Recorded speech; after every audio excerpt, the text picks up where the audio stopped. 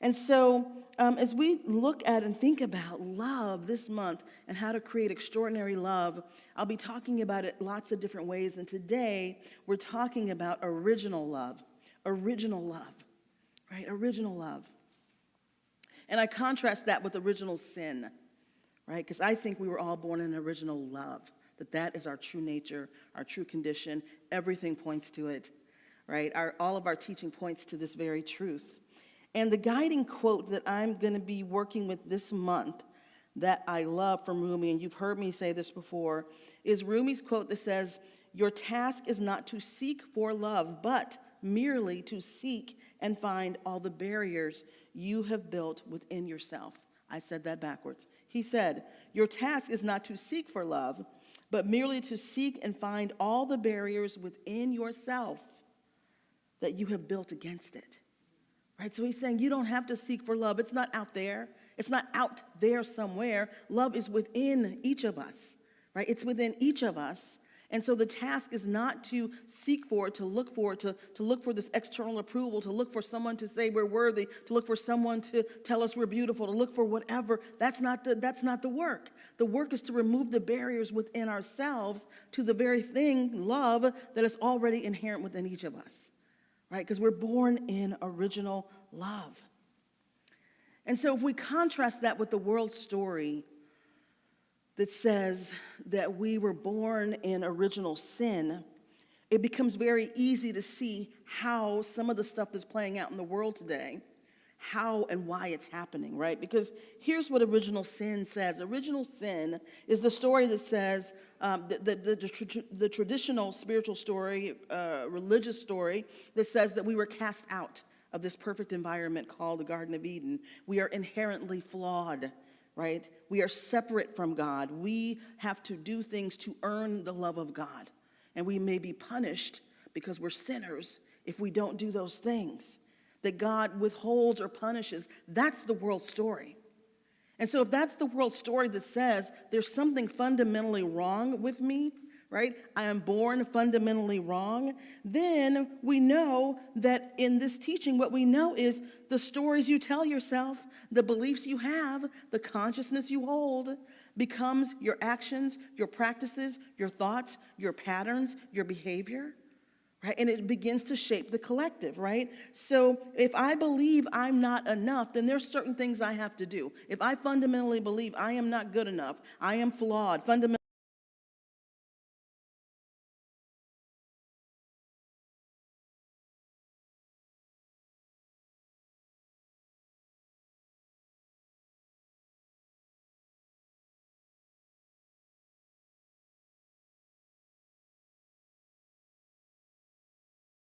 that anxiety that comes with, oh, there's something wrong with me, right? So it may look like I'm people pleasing, right? It may look like I have to compete with others to show that I'm better, right? I have to hoard things and hold on to things and I have to dominate people, right? Dominate people or other people, right? Those are others over there who are not like me because I'm superior, right? Which is really hiding the fact that there's something fundamentally wrong here.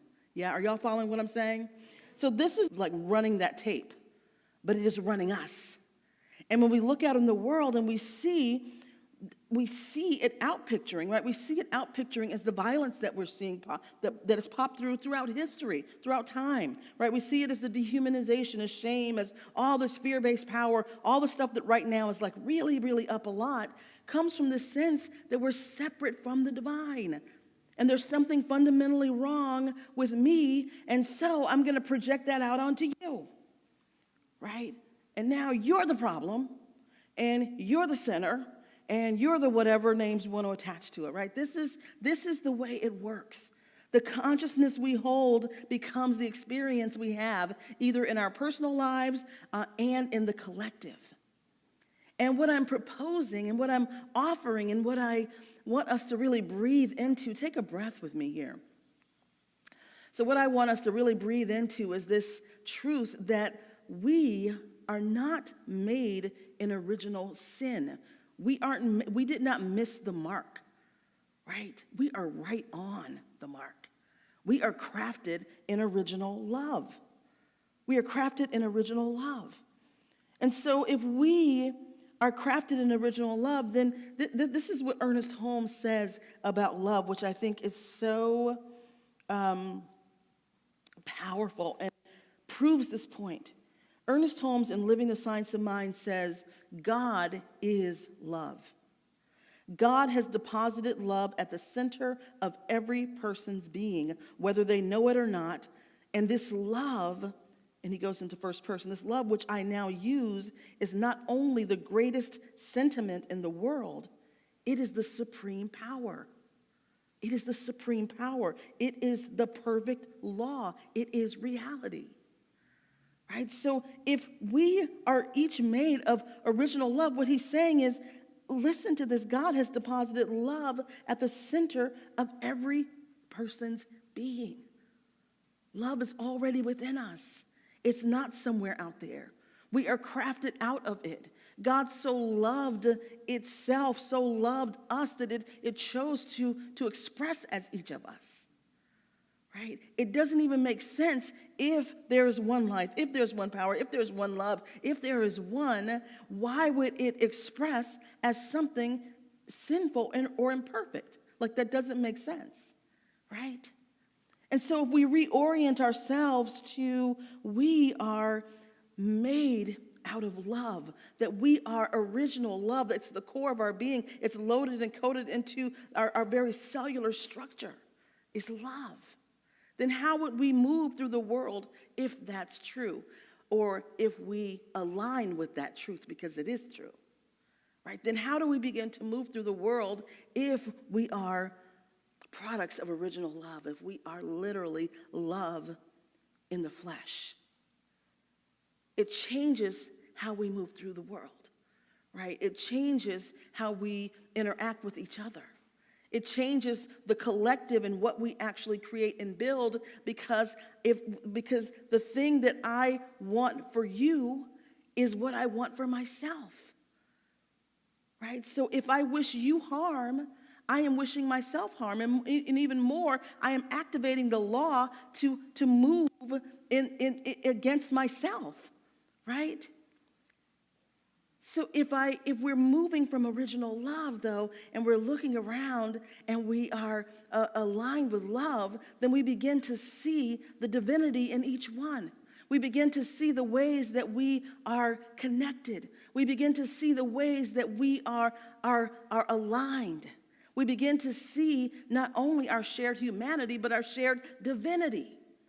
Right? And then how we move as a collective is all about how do we flourish? How do we thrive? How do we grow? How do we create a world that works for all? How do we move out of this crazy limited separation mindset of lack and limitation that is causing the destruction of our world? How do we move out of that and into the knowing that we are made in the image and likeness and out of pure spirit, and God has every answer to every challenge on the planet because it created all of us.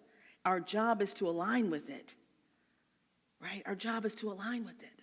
And so this is what I want us to really move into this season, because everything that we're looking at right now is built on a lie. It's built on a lie that says that something is wrong with us and we're separate from God, and so we're separate from each other, and then we're at each other's throats, right? And I'm talking about the collective, right? I'm talking about the thing that's rattling everybody right now. I'm just speaking to that. Yeah, I know there's lots of incredible, great stuff going on in the world, right? And I live there, but I also know we can't pretend that there's not a crazy, turbulent, shaking, terrifying situation going on outside the door, right? Like, all those things can happen at the same time, yeah? And so what I want us to really be thinking about is,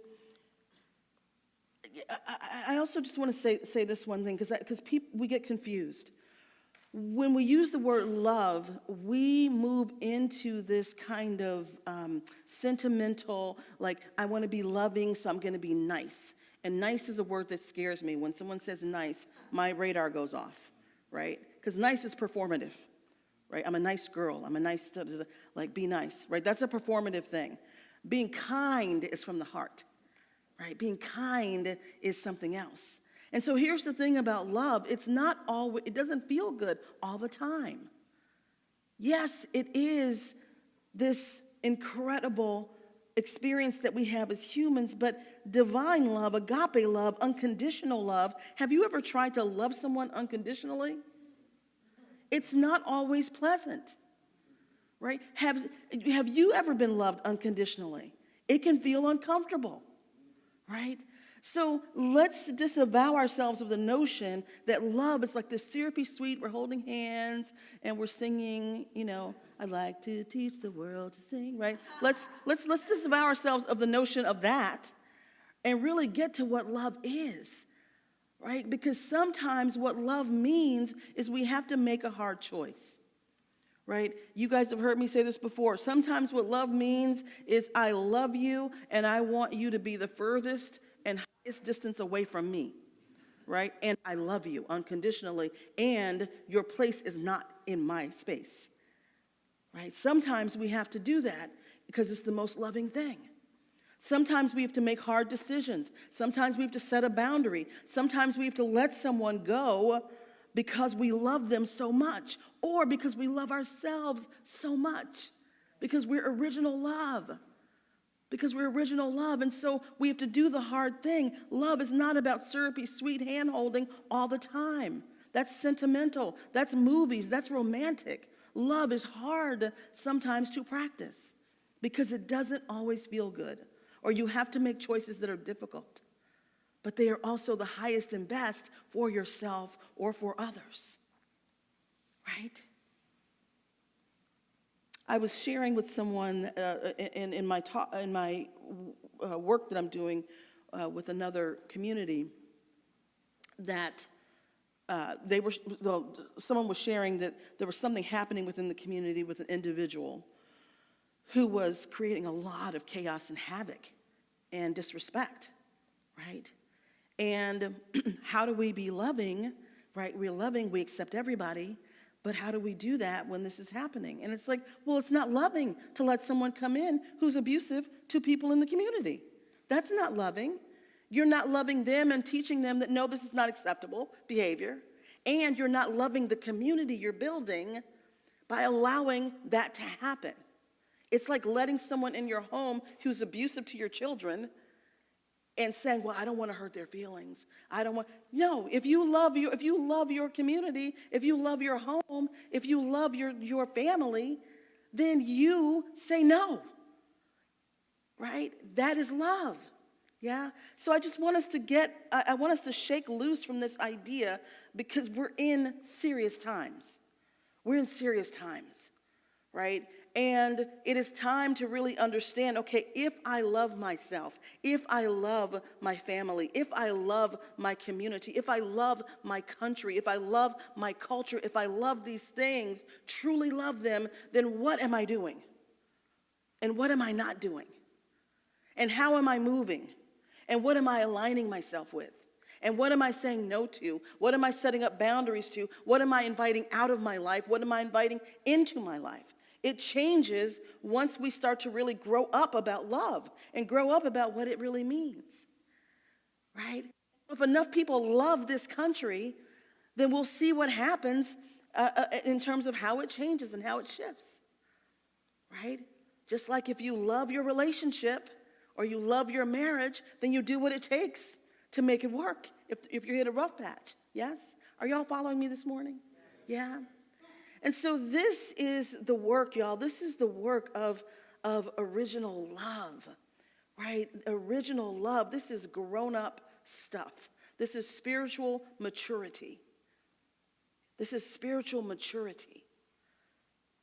And we and the world needs spiritually mature people walking the planet, anchoring this consciousness, making decisions, raising our voices, right? Participating civically, doing our civic duty, being good stewards of the planet, right? It requires us to be spiritual grown-ups to do this work. And the time is now. We're being called right now. And so I invite you to ask yourself these questions to guide through this week and through the month. So, what would your life look like if you stopped seeking love and started removing the barriers to it? So seeking love, self-love, it could be self-love, right? It could be that connection to the divine. One of the things I love about the Sufis and Rumi is that the way Sufis relate to God is as the beloved, capital B, beloved, right? There is this beautiful devotional, the languaging and the poetry relates to God as a lover, right? The divine lover, the divine that loved us and that we love and that we're in this devotional relationship with. So what happens if you begin to move through life in that way this week and really connect to the divine beloved that so loved you, it created you out of itself. It created you out of itself, uniquely made. Right? What happens if you begin to walk through life in that way? What would the world look like if we started living as though we were born from love and not sin? What would your life look like if you just took the story, lived the story, I am born of love. There is nothing wrong with me. I did not miss the mark. I am not a missed mark. I am right on the mark because love is deposited into my very being. How would you walk out this week differently? How would you approach your work? How would you approach that difficult person? How would you approach the person you're trying so hard to please and impress? Right? How would you deal with your family?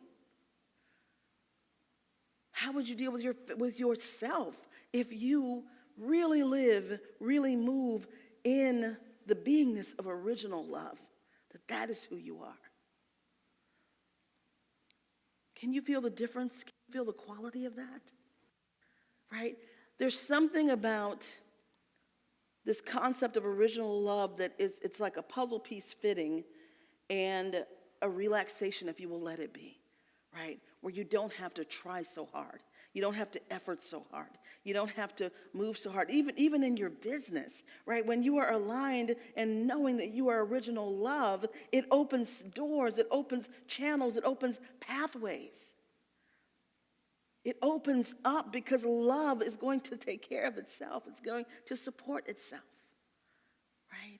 And so it relieves some of that angst of trying and striving and working and trying and striving and trying to get approval and trying to do this and trying to do that. It dissolves all of that because it just is. And so that is my invitation to you this week, is to walk in and as original love. That is your true nature. The last thing I'll read before we go into prayer